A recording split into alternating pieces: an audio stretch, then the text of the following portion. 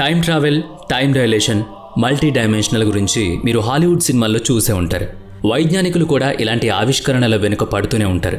మీకు తెలుసా, వేల సంవత్సరాల క్రితం వేదాల్లో వీటికి సంబంధించినటువంటి అనేక విషయాలను ప్రస్తావన జరిగింది. ఆ సమయంలో ఆనాటి వ్యక్తులకు వీటి గురించి పూర్తి వివరాలు తెలుసని మీకు తెలుసా? అందుకే ఈ వీడియోలో మనం కూడా విశేషాలేంటో తెలుసుకుందాం. వేదకాలం నాటి సైన్స్ని తలుచుకుంటే ఏ సైన్స్ ఫిక్షన్కి తీసిపారేయలేని అనేక విషయాలు తెలుస్తాయి. మీకు కూడా ఇది కల్పించి చెప్తున్న కథ కాదని, శాస్త్ర జ్ఞానానికి సంబంధించిన విషయాలను ఒక కథలాగా చాలా సులభంగా అర్థమయ్యేలాగా వేదాల్లో రాశారన్న విషయం మీకు తెలుసా? హిందూ భారతీయ సాంప్రదాయం ఎంత పురాతనమైందో అంత ఆధునిక విజ్ఞానం కూడా కలిగి ఉంది. యుగాలు మారిపోయి పదే పదే తిరిగి సృష్టి నిర్మించడం గురించిన కథ మనకి శ్రీకృష్ణుడు చెప్పిన మాటల్లో పురాణాల్లో సమాంతరంగా కనిపిస్తుంది. ఈ కథలో ఏం జరుగుతుందంటే, భగవంతుడు రాముడు ఈ ప్రపంచాన్ని వదిలి వెళ్ళబోతున్నాడు. అతని సమయం పూర్తవుతుంది.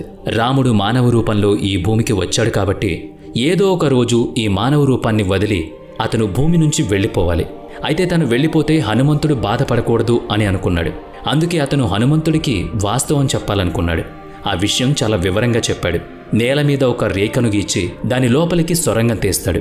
తన చేతి ఉంగరాన్ని అందులో పడేస్తాడు. హనుమంతుని ఆ ఉంగరం తీసుకుని రమ్మని చెప్తాడు. హనుమంతుడు ఆ సొరంగం లోపలికి వెళ్ళగానే అక్కడ అతనికి నాగలోకం కనిపిస్తుంది. నాగలోకం రాజు వాసుకి హనుమంతుణ్ణి కలుస్తాడు. ఇక్కడ మరో కాన్సెప్ట్ వచ్చింది. మోడర్న్ సైన్స్లో ఈ దశను రెప్టైల్ హ్యూమన్ దశగా చెప్తారు. ఈ విషయం రామాయణంలో ముందు నుంచే చెప్పారు. వాసుకి ఒక కొండను చూపించి ఆ కొండ భగవంతుడు శ్రీరాముడు చేతి ఉంగరంతోనే తయారు చేయబడుతుందని చెబుతాడు. ఇక్కడ రాముడు ఒక్కడే లేడు, అనేక మంది దేవుళ్ళున్నారు, అనేక మంది రాములు ఉన్నారు. ఇక్కడ అనేక విషయాలున్నాయి, అనేక రాముళ్ళు కూడా ఉన్నారు. ఆ విషయం మీకు చెప్పేందుకే ప్రతిసారి రాముడు ఈ ఉంగరాన్ని ఇలా పారేస్తున్నాడు. ఈ ఉంగరంతో ఈ కొండే తయారైంది. ఇవన్నీ చూశాక, వాసుకి మాటలు విన్నాక ఈ ప్రపంచమంతా ఒక మిత్ అనుకున్నాడు హనుమంతుడు. చుట్టుపక్కల అనేక విశ్వాసాలు ఉన్నాయని, ఒక విశ్వాసంతో పోలలేవని అర్థం చేసుకున్నాడు. అయితే ఈ అన్ని విషయాలు, అనేక ప్రపంచాలు ఒకేసారి పనిచేస్తున్నాయి. మనలాంటి వాళ్ళు వేలాది మంది ఉన్నారు. మనలాంటి వాళ్ళు ఈ విశ్వంలో మనలాంటి పని చేసుకుంటూనే ఉండకపోవచ్చు, విభిన్న పనులు చేసుకుంటూ ఉండొచ్చు.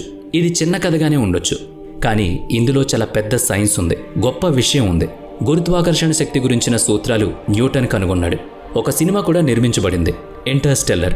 మనుషులు విశ్వంలోకి ఎలా వెళతారు, బ్లాక్ హోల్ దగ్గర వరకు ఎలా వెళ్ళొచ్చు ఇందులో ఉంటుంది.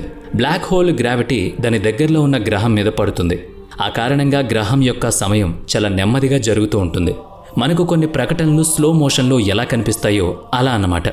అదే సమయంలో భూమి మీద కొన్ని సంవత్సరాలు గడిచిపోతుంది. అదే లైన్ ఈ సినిమా కథకి మూలం. ఇలాంటి సినిమాలు నిర్మించక ముందే అంతకు మించిన కథలు, అంతకు మించిన వాస్తవాలు మనకి వేదాల్లో కనిపిస్తాయి. వాటిని తెలుసుకుంటున్నప్పుడు మనకు చాలా ఆశ్చర్యం కలుగుతుంది.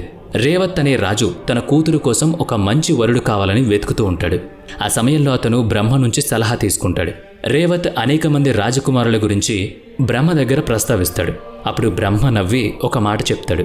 నువ్వు చెప్తున్న వాళ్ళందరూ ఇప్పుడు నువ్వు చెప్తున్న సమయానికి 2-3 తరాలు దాటి వెళ్ళిపోయి ఉంటారు. మన దగ్గర సమయం చాలా నెమ్మదిగా కదులుతూ ఉంటుంది. అప్పుడు బ్రహ్మ రేవత్కు భూమి మీద పరిస్థితిని వివరిస్తాడు. అప్పటికి రేవత్ రాజ్యం అల్లకల్లోలమై ఉంటుంది. బ్రహ్మ తన దివ్య దృష్టితో భూమి మీద ఏం జరుగుతుందో చూపిస్తాడు.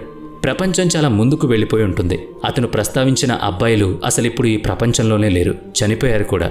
అందుకని ఇప్పుడు వెంటనే భూమి మీదకి వెళ్ళిపోయి అక్కడ శ్రీకృష్ణుని సోదరుడు బలరాముడితో రేవత్ కుమార్తె వివాహాన్ని జరిపించమని చెప్తాడు.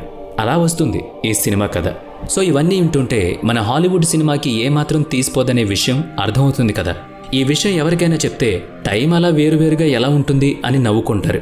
వేరువేరు మనుషులు ఎలా ఉంటారని కూడా అవహేళన చేస్తారు. సర్పలోకం ఎలా ఉంటుందని కూడా అడుగుతారు. మల్టీవర్స్ ఎలా ఉంటుంది అని నిలదీస్తారు.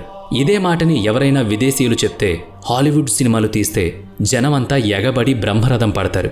వాస్తవంలో జరుగుతున్నది కూడా అదే. మరో విషయం తెలుసుకుందాం. రాణి లీలా భర్త పేరు పద్మ. యుద్ధం సమయంలో అతను మరణించాడు. రాణి లీల సరస్వతీదేవిని పూజించి ఆమెను ప్రత్యక్షం చేసుకుని తన భర్తను తిరిగి బ్రతికించమని వేడుకుంటుంది. అప్పుడు దేవి ఆమెకు చెప్పిన విషయం ఏంటంటే, మరణించలేదని, అతను ఏదో ఒక రూపంలో ఎక్కడో ఒక చోట పుట్టే ఉంటాడని చెప్తుంది.